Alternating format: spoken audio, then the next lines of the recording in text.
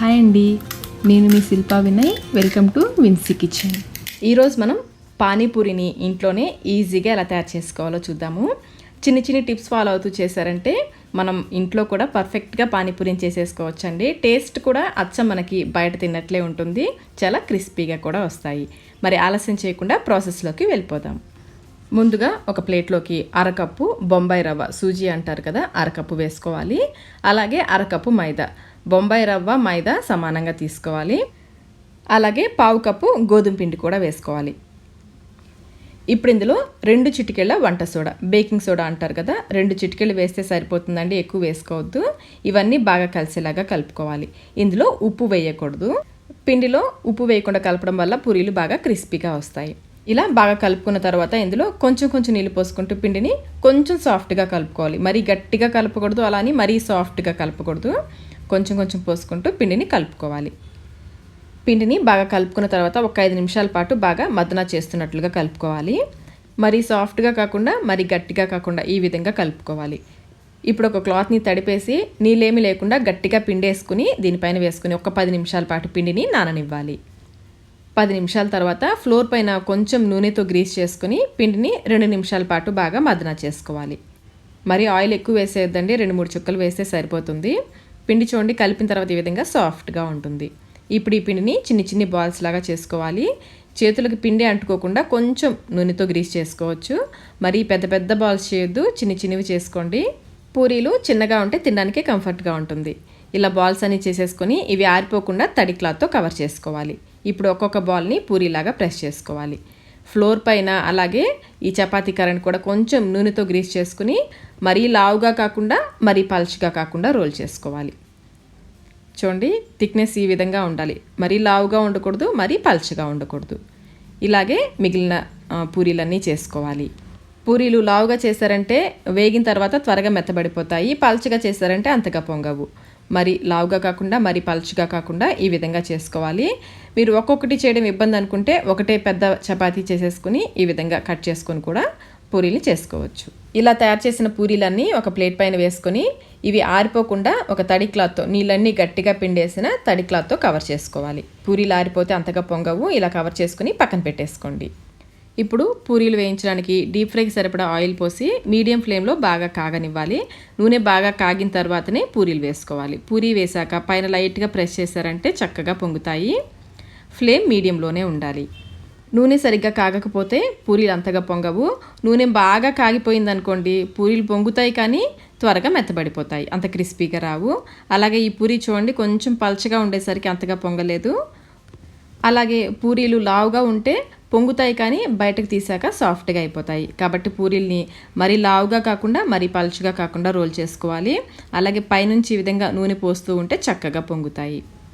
పూరీలు నూనెలో వేసేటప్పుడు ఈ పై భాగం పైకి వచ్చేలాగా వేసుకోవాలి. చూడండి, ఈ విధంగా పై భాగం పైకి వచ్చేలాగా వేసుకోవాలి. ఇలా వేయడం వల్ల పూరీలు బాగా పొంగుతాయి. ఇదివరకు నేను పై భాగం లోపలికి వచ్చేలాగా వేసేదానండి. ఇలా పైకి వచ్చేలాగా వేయడం వల్ల బాగా పొంగుతున్నాయి. ఒకవేళ మీకు ఫ్లేమ్ ఎక్కువైంది అనిపిస్తే కొంచెం లోకి మీడియంకి అడ్జస్ట్ చేసుకుంటూ పూరీల్ని కాల్చుకోవాలి. హై ఫ్లేమ్లో అస్సలు పెట్టద్దు, మీడియం ఫ్లేమ్లోనే బాగా కాలనివ్వాలి. పూరీ ఈ విధంగా 2 వైపులా కాలింది కదా అని బయటకు తీసేయద్దండి.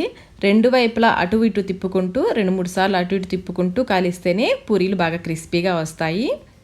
లేదంటే మీరు బయటకు తీసాక పూరీ ఒకవైపు క్రిస్పీగా ఉంటుంది, ఒకవైపు మెత్తగా అయిపోతుంది. కాబట్టి 2 వైపులా అటు ఇటు తిప్పుకుంటూ బాగా క్రిస్పీగా కాల్చుకోవాలి. ఇదే విధంగా మిగిలిన పూరీలన్నీ చేసుకుని పక్కన పెట్టేసుకోండి. ఇప్పుడు మనం పూరీలోకి స్టఫింగ్ని తయారు చేసుకుందాము. 4 మీడియం సైజ్ బంగాళదుంపల్ని ఉప్పు వేసి ఉడికించుకొని పైన తొక్క తీసేసి ఈ విధంగా మ్యాష్ చేసుకోవాలి. ఇందులో ఇంకా మీరు ఉడికించుకున్న బఠానీ కూడా వేసుకోవచ్చు. ఇప్పుడు ఇందులో ఒక చిన్న ఉల్లిపాయని ఇలా చిన్న ముక్కలుగా కట్ చేసి వేసుకోవాలి. అలాగే సన్నగా తరిగిన కొత్తిమీర, పావు టీ స్పూన్ జీలకర్ర పొడి, వేయించిన జీలకర్ర పొడి, పావు టీ స్పూన్ మిరియాల పొడి, పావు టీ స్పూన్ బ్లాక్ సాల్ట్, మీ దగ్గర బ్లాక్ సాల్ట్ లేకపోతే స్కిప్ చేసేయచ్చు. అలాగే పావు టీ స్పూన్ చాట్ మసాలా, రుచికి సరిపడినంత ఉప్పు ముందైతే కొంచెం వేసుకోండి, కావాలంటే టేస్ట్ చెక్ చేసుకుని మళ్ళీ అయినా వేసుకోవచ్చు. పావు టీ స్పూన్ కారం కూడా వేసుకుని బాగా కలుపుకోవాలి. ఇందులో మసాలాలు మీరు కావాలంటే కొంచెం ఎక్కువ కూడా వేసుకోవచ్చు, ఇంకా స్పైసీగా కావాలనుకుంటే. ఇందులో నేను ధనియాల పొడి వేయడం మర్చిపోయానండి. 1 టీ స్పూన్ ధనియాల పొడి కూడా వేసుకుని బాగా కలుపుకోవాలి. స్టఫింగ్ కొంచెం గట్టిగా అనిపిస్తుంది కదండి, మనం పానీపూరిలోకి పానీ చేస్తాం కదా, ఆ పానీ చివర్లో ఇందులో వేసి కలుపుకుంటాము. ఇలా స్టఫింగ్ని తయారు చేసుకొని పక్కన పెట్టేసుకోండి. ఇప్పుడు పానీ కోసం మిక్సీ జార్లో 1 కప్పు కొత్తిమీర ఎంత తీసుకుంటామో పుదీనా కూడా అంతే తీసుకోవాలి. 1 కప్పు పుదీనా శుభ్రంగా కడిగేసి మిక్సీ జార్లోకి వేసేసుకోండి. ఇప్పుడు ఇందులో 1 పచ్చిమిర్చి, చిన్న అల్లం ముక్క, 1/2 ఇంచ్ అల్లం ముక్క కూడా వేసుకొని కొంచెం నీళ్లు పోసి మెత్తగా గ్రైండ్ చేసుకోవాలి. చూడండి, ఈ విధంగా బాగా మెత్తగా గ్రైండ్ చేసుకోవాలి. ఇప్పుడు ఈ పేస్ట్ని ఒక గిన్నెలోకి వేసేసుకోండి. మిక్సీ జార్లో మరికొన్ని నీళ్లు పోసి తొలిపేసుకొని ఇందులో వేసుకోండి. ఒక మీడియం సైజ్ నిమ్మకాయ అంత చింతపండుని నానబెట్టుకొని ఆ చింతపండు నుంచి గుజ్జు తీసుకుని ఇందులో పోసుకోవాలి. అలాగే వేయించిన జీలకర్ర పొడి 1/2 టీ స్పూన్ వేయించిన జీలకర్ర పొడి, 1/2 టీ స్పూన్ బ్లాక్ సాల్ట్ లేకపోతే స్కిప్ చేసేయచ్చు, 1/2 teaspoon chaat masala, black salt అన్ని సూపర్ మార్కెట్లోనూ ఈజీగా దొరుకుతుందండి.